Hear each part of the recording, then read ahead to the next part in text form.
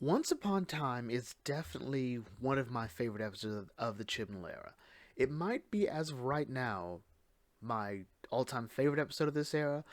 And granted, that would be saying more had this era had more episodes that I generally liked all the way through.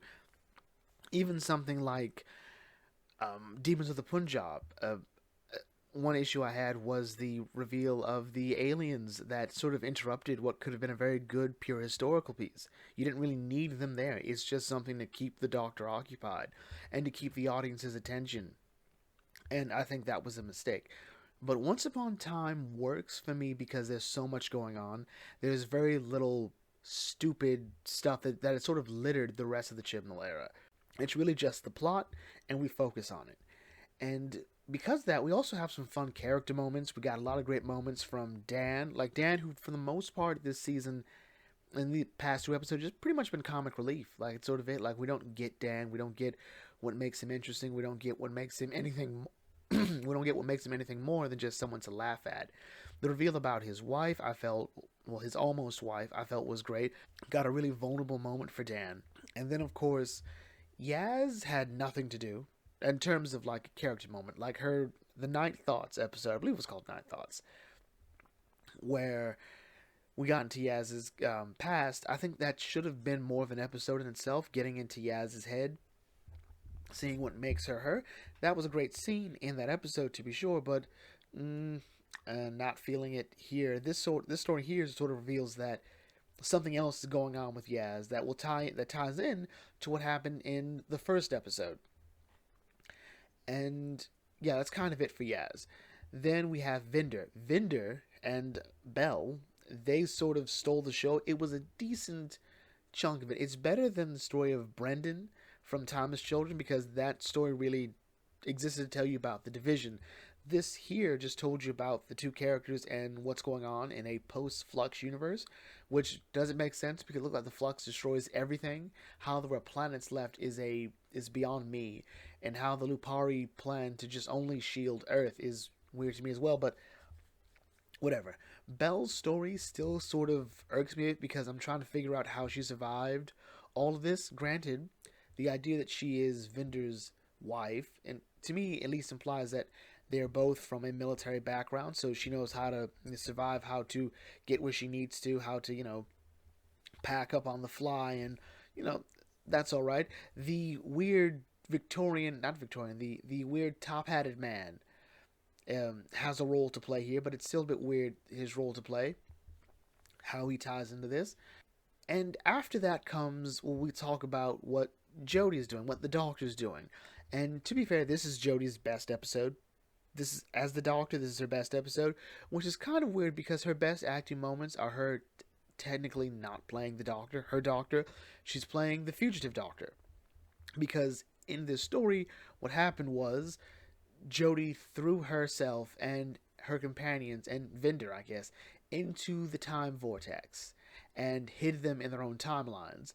And the Doctor ended up in her own timeline, but her timeless child era timeline with the division, and we see we see the fugitive Doctor meeting Swarm and Azure again. It turns out this is like the last time they saw each other before Swarm ended up arrested. And to be fair, Jodie and Joe Martin killed those roles. They killed those deliveries. They killed those lines. It was great. The idea about Swarm and the nature of time and the flux and how all those three things sort of work together, or how they all come together, I think is great. The Mori, which are sort of like guardians of this portal which regulates time, I think they pretty much just told us how this Doctor's going to regenerate. Because it was too much for her to handle being in the time portal and dealing with all those memories and pushing everyone around back and forth. She's essentially pulling herself apart. And the idea that she won't be able to come back together is fun. Again, this might be this Doctor's best story. I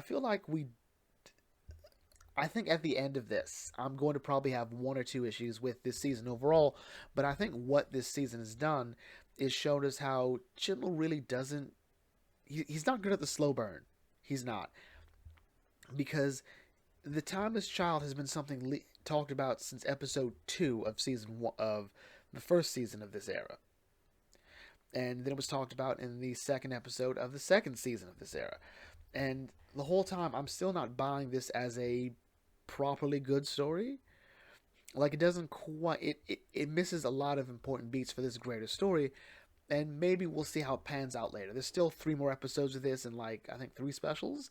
So there's essentially 6 more episodes left. But ultimately, how do I feel about this episode? Well, because a lot of this episode is still one part of a bigger story, I'm trying not to reveal too much. I think I revealed an unhealthy amount, probably. But there's some fun stuff that I didn't. And there's one scene that I think blows the episode not necessarily wide open, but it explains why the Doctor was looking for a certain character. And how this episode ends is insane. Like, there's a lot of... this episode reminds me of Zagreus, and maybe this whole thing is supposed to be like the whole Zagreus story from the audios, which is an 8th Doctor story about, this Gallifreyan nursery rhyme that reveals something darker about the Time Lords and the nature of the universe. And yeah, Chibnall apparently likes this. He referenced Longbarrow, I think, in the War of the Sontarans. So he's really showing off his Doctor Who credits, I think, a bit better here.